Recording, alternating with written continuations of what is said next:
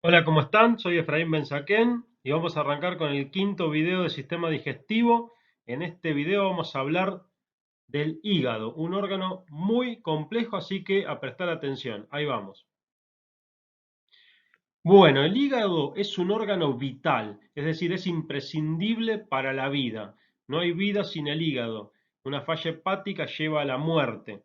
Está ubicado en el abdomen, arriba y a la derecha, en el hipocondrio derecho, y en el ser humano pesa aproximadamente 1,5 kilos. El hígado es una glándula exócrina y a su vez es una glándula endócrina y tiene importantes funciones metabólicas. Se divide en lóbulos, eso lo van a ver bien en anatomía, pero está recubierto por una capa de tejido conectivo. Esta capa de tejido conectivo en algunos lugares está recubierto por una serosa. Y desde esta cápsula de tejido conectivo que se llama cápsula de Gleason, se continúa a nivel del ilio todo el tejido conectivo intrahepático, es decir, todo el estroma del órgano. Además, cuando la cápsula llega al ilio del órgano, por ahí ingresan los vasos, las arterias, y por ahí salen también los conductos biliares, que son los que llevan la secreción exócrina. Sobre la cara inferior del hígado se apoya la vesícula biliar, que acumula la secreción biliar hepática y luego, con la estimulación prandial, es secretada al duodeno. Continuamos. Bueno, como les venía diciendo, el hígado está recubierto por una estructura de tejido conectivo que a nivel del ilio se continúa con el estroma del órgano. Ustedes saben que parénquima se dice a las partes funcionales del órgano, en este caso los hepatocitos, y estroma se dice al tejido conectivo y todo lo que le da estructura. Bueno, entonces el estroma del hígado, que es el tejido conectivo del hígado, se continúa con la cápsula del hígado. Este engrosamiento a nivel de los cilios genera toda una ramificación posterior que va envolviendo a los hepatocitos, que son las células hepáticas, y le va dando forma a lo que se llaman los lobulillos hepáticos clásicos, que es la típica estructura anatómica del órgano. Lo que ven en la imagen es un corte de hígado teñido con impregnación argéntica, en la cual se ven todas las fibras reticulares. ¿Por qué? De la estructura de tejido conectivo entre las células hepáticas, acompañando a los sinusoides y luego llegando al centro del lobulillo, rodeando lo que es la vena centrolobulillar, hay toda una estructura de fibras reticulares que se acompañan en algunos sectores periféricos a los lobulillos con estructuras con un poquito más de colágeno. Hay algunas especies, como en los cerdos, donde esta estructura de colágeno es más abundante y permite ver mejor los lobulillos. Pero lo importante es que la estructura del tejido conectivo tiene un gran componente de fibras reticulares y que obviamente se distribuyen y le dan forma a todo el órgano, y de la preservación de esta organización del estroma depende la función del hígado. Uno de los problemas de la muerte recurrente de hepatocitos por cuestiones tóxicas que desorganiza este tejido conectivo es lo que lleva a la cirrosis y al posterior cáncer hepático. Perdón. Continuamos. Bueno, histología del hígado. Desde el punto de vista histológico, el hígado es un epitelio glandular. Está formado por cordones o láminas de células que se llaman hepatocitos. Cada hepatocito tiene aproximadamente 6 caras, obviamente hay variables, y básicamente tiene dos tipos de caras. Tiene caras unidas con otros hepatocitos y tiene caras que están en contacto con los sinusoides, es decir, con los capilares sinusoides que llevan la sangre al hígado. En las caras que están en contacto con otros hepatocitos es donde se forman los canalículos biliares. Y obviamente rodeando estos canalículos biliares hay uniones estrechas, que son las que delimitan la membrana apical del hepatocito. Obviamente el resto de la membrana es membrana vasolateral. Sobre la membrana apical hay muchos complejos de Golgi. Cada hepatocito puede llegar a tener hasta 50 complejos de Golgi. Tiene bastante desarrollado el retículo endoplasmático rugoso, tiene ribosomas libres, pero lo que más predomina es el retículo endoplasmático liso y las numerosas mitocondrias, que son las responsables junto a los lisosomas y peroxisomas, que también son muy abundantes, sobre todo los peroxisomas, son los responsables de la eosinofilia de estas células. Todas estas cosas que les acabo de mencionar se las voy a ir reiterando en las distintas diapositivas porque es bastante complejo el hígado y los hepatocitos y quiero que lo tengan claro. Pero para repasar, vamos a encontrar 6 caras, varias caras corresponden a membrana vasolateral y otras caras corresponden a membrana apical. Esto es bien diferente al resto de las células epiteliales que tienen una sola membrana apical. En el hepatocito podemos encontrar hasta 3 sectores especializados en membrana apical y además los núcleos de los hepatocitos suelen duplicar su ADN, o sea que son tetraploides, incluso muchos son binucleados. Entre los sinusoides y los hepatocitos se forma un espacio que es típico del hígado, es decir, un espacio bastante grande en relación a lo que pasa en otros órganos, donde hay sustancia amorfa, y hay algunas células, después lo vamos a ver, que se llama espacio de Dissé. Continuamos.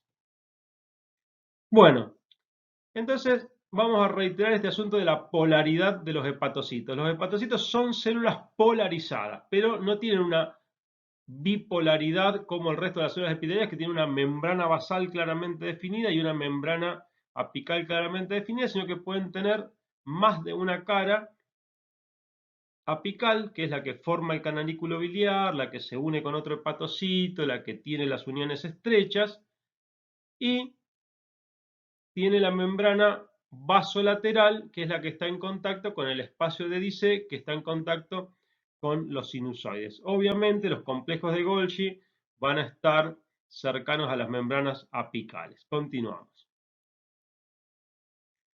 Bueno, ¿cómo son los hepatocitos? Ya les comenté que son células eosinófilas, que suelen ser tetraploides, la mayoría, es decir, que duplican su ADN, a veces son binucleadas, este puede ser un hepatocito binucleado, este quizás también, pero es frecuente que sean binucleados. Es raro que hagan mitosis en un hígado sano, sí en un hígado que sufre injuria, y eso después puede llegar a la desorganización y a la cirrosis, pero ahí sí se pueden ver mitosis por necesidad de reemplazo de otros hepatocitos.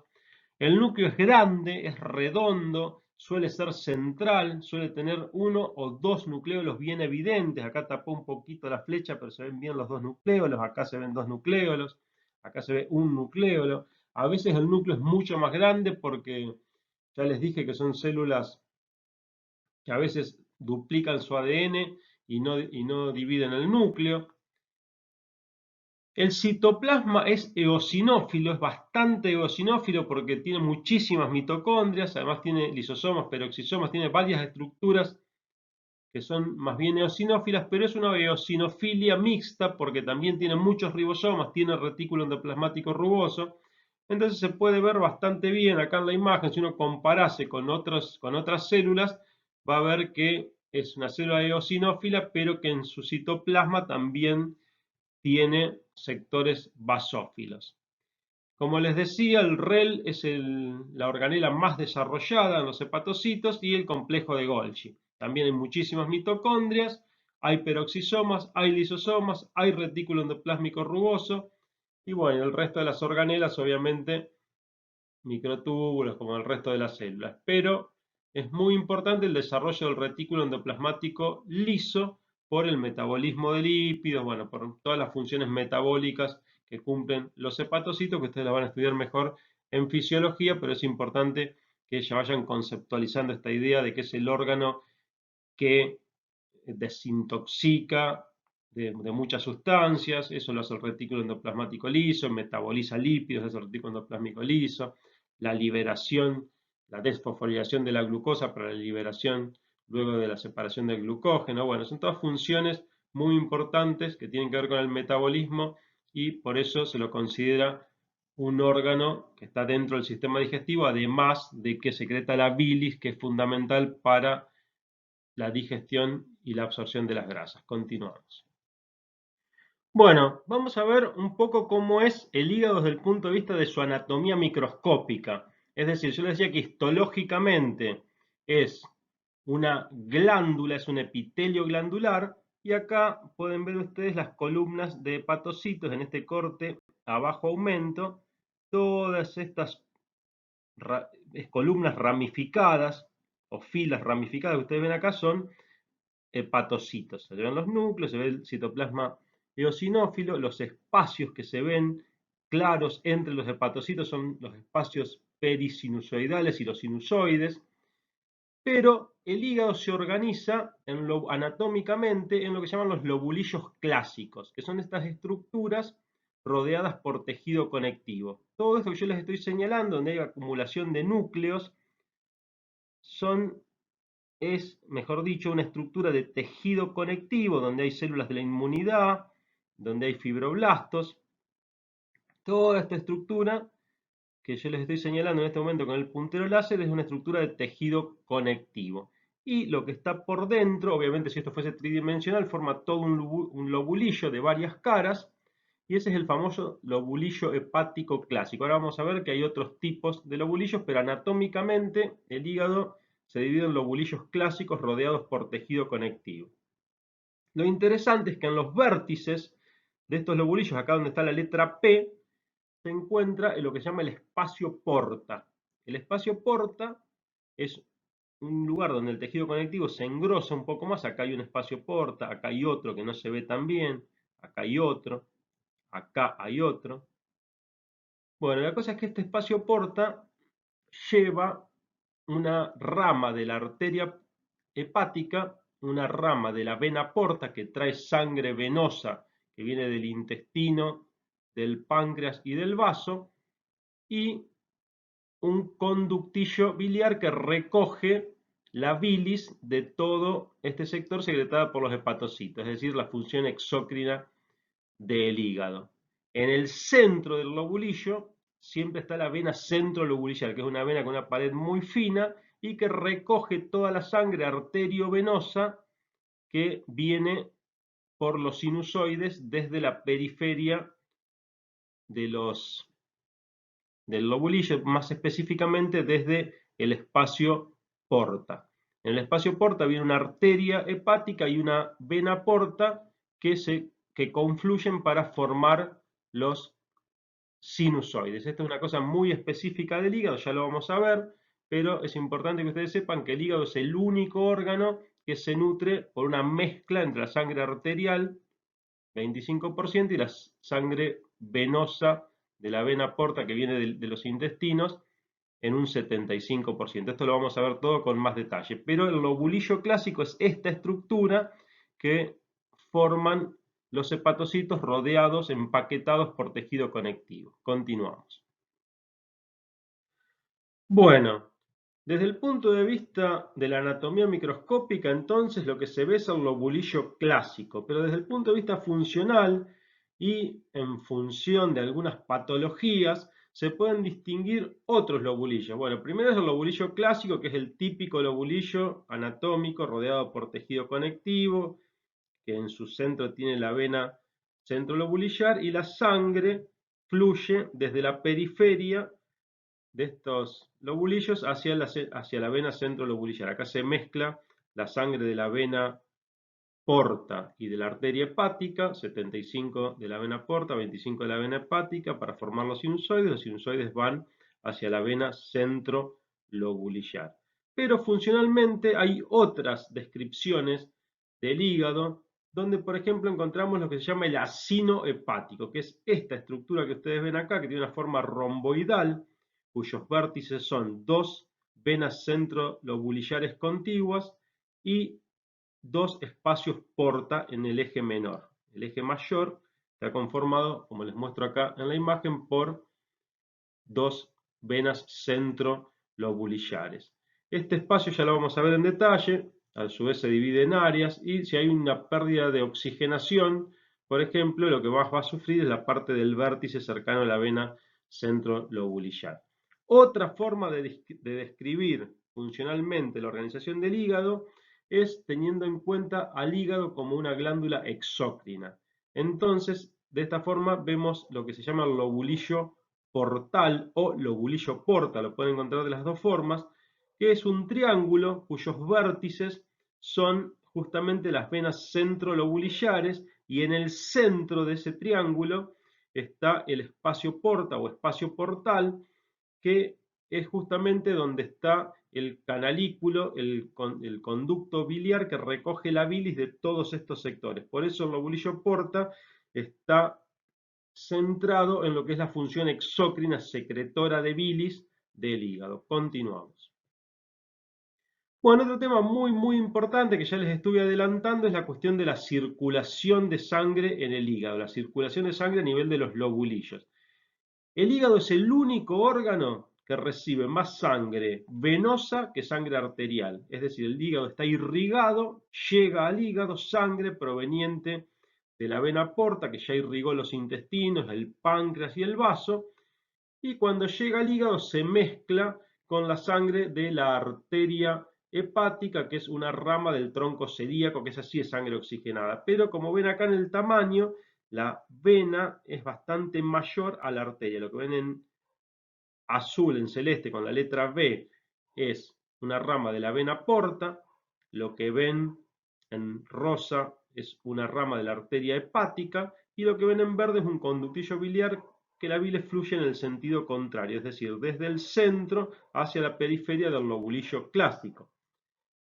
Lo interesante es que, como ven acá en la imagen, es que la sangre proveniente de la arteria hepática y de la vena porta, de la arteria hepática acá en rosa y de la arteria perdón, de la vena porta en azul, se mezclan para formar los sinusoides, que son los que entran en contacto con los hepatocitos a través del espacio de Disset. Entonces, estos lobulillos rodeados por tejido conectivo llevan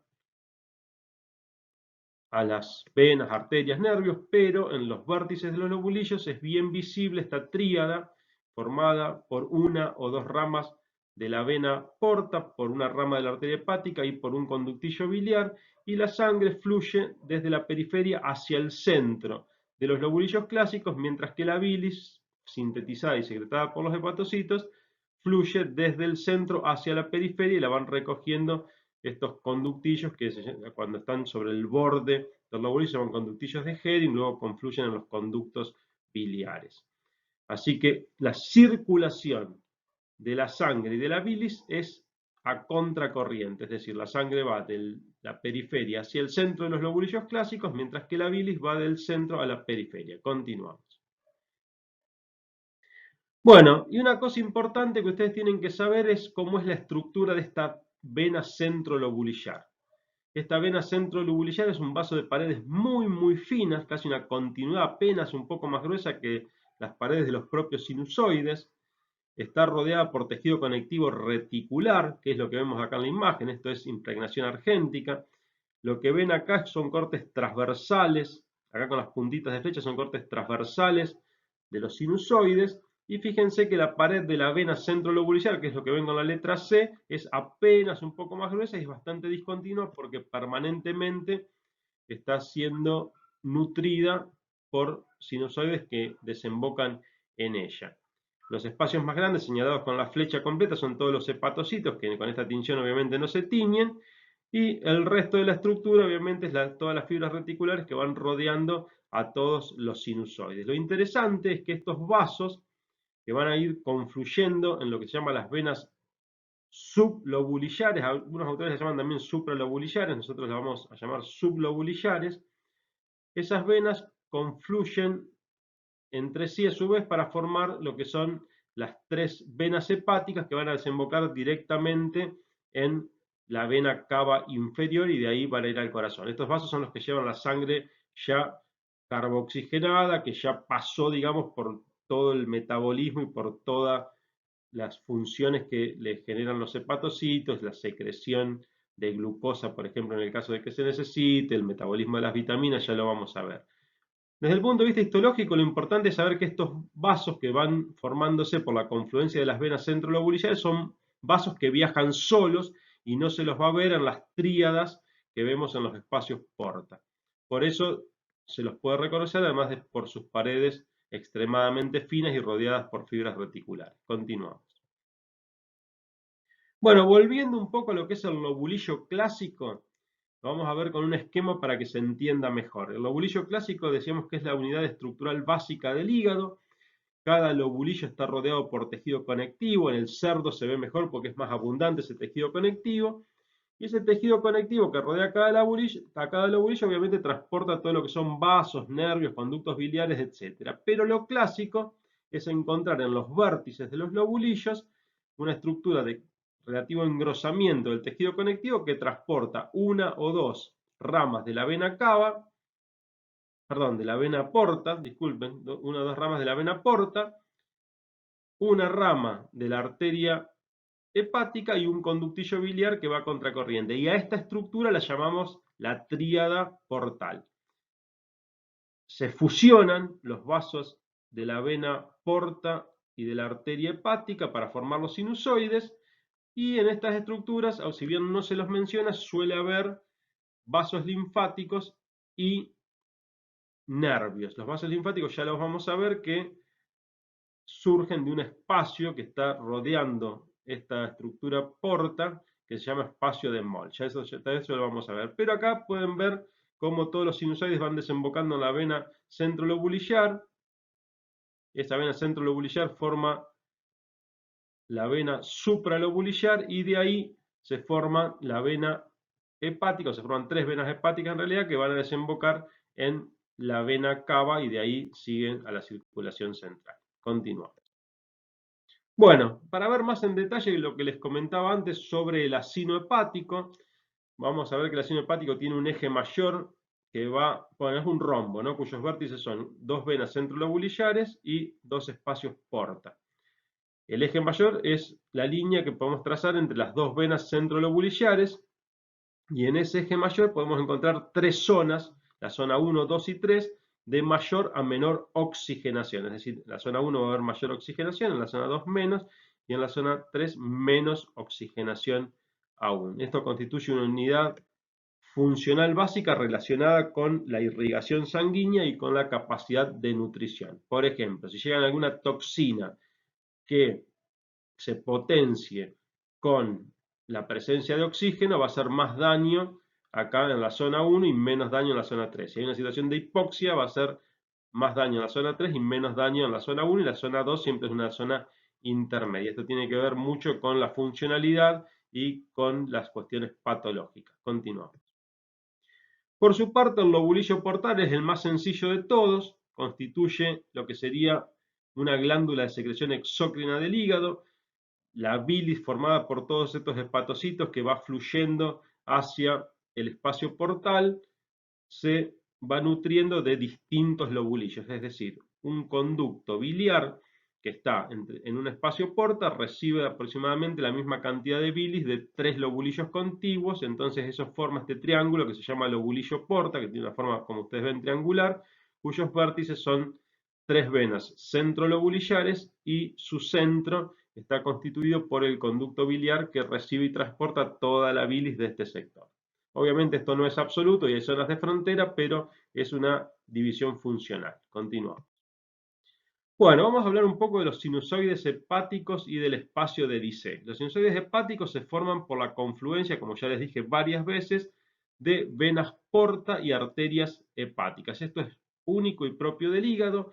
El 75% de la sangre que llega al hígado aproximadamente proviene de la vena porta y solo un 25% de la arteria hepática, que es la sangre bien oxigenada. Rodeando a los sinusoides encontramos obviamente una estructura de fibras reticulares, y entre esas fibras reticulares y el hepatocito se forma este espacio que ustedes ven acá, que se llama espacio de Dissé. Esto es, a ver, los capilares, además de estar formados por las células endoteliales, también pueden estar formados en parte por las células de Kupffer, por eso se los puse acá. Entonces, es lo que tienen en el dibujo, es decir, o hay una célula endotelial, acá lo que vemos es un pedacito de un glóbulo rojo, Acá vemos que las células endoteliales tienen paredes muy, muy finas, rodeadas por filos reticulares, y después entre el hepatocito y la célula endotelial o la célula de Kupffer se forma todo este espacio que se llama espacio perisinusoidal de Dissé, que es donde se mezcla el plasma sanguíneo con todas las vellosidades que emiten los hepatocitos, y esta cara de los hepatocitos sería la cara vasolateral, la membrana, la membrana así basal o vasolateral de cada hepatocito que está en contacto con el espacio de Dissé. También puede existir en este espacio de Dissé una célula muy particular que se llama célula de Ito, que son células que acumulan grasa y si hay exceso de vitamina A y de retinoides acumulan esa vitamina. Esto lo vamos a ver en una diapositiva específica. Pero lo que ustedes tienen que tener claro es que los sinusoides hepáticos reciben sangre venosa y arterial, que tienen paredes muy finas, que están rodeadas de fibras reticulares, y que esas paredes muy finas y discontinuas dan lugar a un espacio lleno de plasma que está entre el sinusoide y los hepatocitos, que se llama espacio de Dissé, donde se producen todos los fenómenos metabólicos. Continuamos. Muy bien, otro espacio histológicamente importante es lo que conocemos como espacio porta, que ya se los mencioné muchas veces, espacio porta o espacio portal, que están los vértices de los lobulillos clásicos, que está en el centro del lobulillo porta o lobulillo portal. En este espacio vamos a encontrar ramas de la vena porta, que están señaladas en la imagen con la letra B.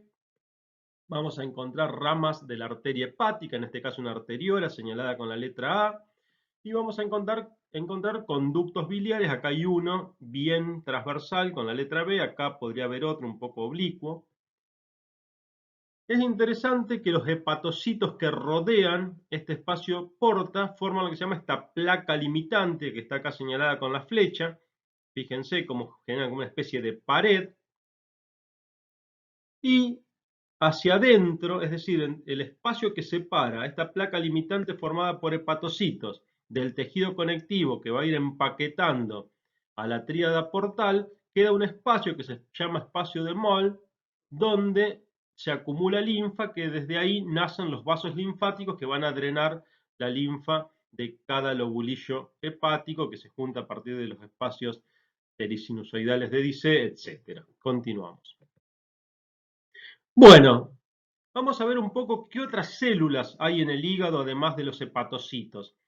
En el hígado hay una célula muy particular que forma casi parte de las paredes de los sinusoides, incluso tiene prolongaciones que atraviesan la luz de los sinusoides transversalmente, que se llaman células de Kupffer, son macrófagos fijos, tiene una función muy importante fagocitando los enterocitos, es decir, los glóbulos rojos que están en desuso, que están viejos, que han perdido su funcionalidad, con lo cual metabolizan el hierro, metabolizan la hemoglobina para separar el grupo hemo y convertirlo en bilirrubina, y también participan del aprovechamiento de todo el resto de las proteínas de la globulina, es decir, de los aminoácidos que forman las globulinas de la hemoglobina, o sea que tiene una función de reciclaje muy importante, una función bien vinculada con las cuestiones metabólicas, sobre todo con el metabolismo del hierro. Justamente lo que estamos viendo es una imagen donde se tiñen todos los macrófagos del hígado, todas las células de Kupffer, con un colorante vinculado al hierro, y por eso se ven perfectamente así todos estos cúmulos de hierro dentro de estos macrófagos. Como les decía, estas células están en íntimo contacto con los sinusoides, incluso a veces ayudan a formar sus paredes, porque recuerden que las paredes de los sinusoides son discontinuas. Son células bastante estrelladas, emiten prolongaciones hacia el espacio perisinusoidal de Dissé, y sobre todo es interesante que tienen algunas prolongaciones que a veces atraviesan por el centro de los sinusoides para poder estar en contacto con la sangre que fluye por ellos, para captar los eritrocitos y también para captar algún microorganismo que pueda estar llegando, sobre todo a través de la vena porta, es decir, de todo el espacio que ya pasó por los intestinos. Si ingresa al organismo alguna bacteria proveniente del intestino y esa bacteria ya ha activado las moléculas del complemento que se fijan a ella, bueno, eso facilita que estas células de Kupffer puedan fagocitar esas bacterias y después operar como células presentadoras de antígenos y tener un rol importante desde el punto de vista inmunológico. Continuamos. Otra célula muy importante es la célula de hito, que es una especie de célula mesenquimática indiferenciada o una célula muy emparentada a los fibroblastos y que no llega a ser tampoco un adipocito, pero que es una célula que se especializa en el almacenamiento, perdón, de grasas, de gotitas de lípidos. Si hay un exceso de vitamina A en el cuerpo, acumulan esa vitamina A y todos los retinoides. También otras vitaminas liposolubles son células que se encuentran en contacto íntimo con la pared de los hepatocitos y también con lo que sería la membrana basal de las células endoteliales. Se encuentran obviamente rodeadas por las fibras reticulares y están en el espacio de Dice. Es interesante que en algunas situaciones patológicas estas células acumuladoras de lípidos empiezan a sintetizar y a segregar colágeno, incluso se pueden convertir en miofibroblastos, y eso genera una desorganización y una disfuncionalidad del espacio de Dice en el cual, si bien hay fibras reticulares, no hay colágeno, porque lo que necesitamos es que haya un contacto íntimo entre los hepatocitos y el plasma que pasa directamente desde los sinusoides. O sea que estas células, cuando son afectadas por alguna injuria y empiezan a secretar colágeno y a convertirse en miofibroblastos, son productoras de la patogenia que desorganiza y afecta la función hepática. Continuamos. Bueno, y por último les voy a enumerar algunas de las funciones del hígado, como para que ustedes tengan una idea de la complejidad de esto, y sobre todo que vayan sabiendo que esto lo tienen que seguir estudiando, sobre todo en fisiología y en bioquímica, pero es un tema que da para largo y por eso el video fue bastante pesado. Entonces, algunas de las funciones del hígado. Fabrica y secreta la bilis, que la bilis sirve para emulsionar las grasas para que se puedan, obviamente, digerir en el intestino. Produce la mayoría de las proteínas plasmáticas, esto lo tienen que ver con detalle. Todas las globulinas, toda la albúmina, todas las proteínas de transporte, todo lo que no son inmunoglobulinas, casi todas las produce el hígado. Las proteínas que transportan lípidos también sintetiza y tiene participación en la síntesis y distribución en el cuerpo del colesterol, así como su remoción. Almacena y en caso de necesidad libera glucosa, es decir, dentro de los hepatocitos se acumula glucógeno cuando el cuerpo está en un estado postprandial y en estado de ayuno ese glucógeno se empieza a liberar, es el único órgano que puede desfosforilar la glucosa proveniente del glucógeno y liberarla a la circulación sanguínea. Almacena y metaboliza vitaminas y minerales, ya vimos el hierro, ya vimos la vitamina A. Convierte, esto es muy importante, convierte el amoníaco proveniente de la degradación de las proteínas en urea. El amoníaco obviamente es tóxico y la urea no es tóxica y además se puede eliminar en orina. Esto tiene que ver con lo que se llama metabolismo del nitrógeno. Metaboliza y conjuga un montón de fármacos, ya sea haciéndolos más solubles o directamente uniéndolo a otras proteínas o degradándolos. Produce los factores de coagulación sanguínea, tienen un rol muy importante en todo lo que es el proceso de coagulación. Como vimos también las células de Kupffer fagocitan, eliminan bacterias y otros patógenos de la sangre y estimulan la respuesta inmunológica. Remueve los eritrocitos deteriorados, procesa la hemoglobina y almacena el hierro. Conjuga la bilirrubina proveniente de la hemoglobina y la secreta hacia la bilis. Metaboliza hormonas como las hormonas tiroides que las activa y además sintetiza cuerpos cetónicos que no los consume pero en un estado de ayuno puede convertir metabolitos provenientes de ácidos grasos en cuerpos cetónicos para la nutrición de otros órganos. Bueno, esto es todo, un video bastante largo, pido disculpas si fue un poco confuso, vamos a ver si después puedo hacer algún resumen, pero creo que es un órgano complejo. Hay muchas cosas que nos quedaron en el tintero que después vamos a verlas en un práctico a través de Zoom, directamente con el atlas que les compartí. Así que bueno, esto es todo por ahora, nos vemos en el próximo video. Chau, chau.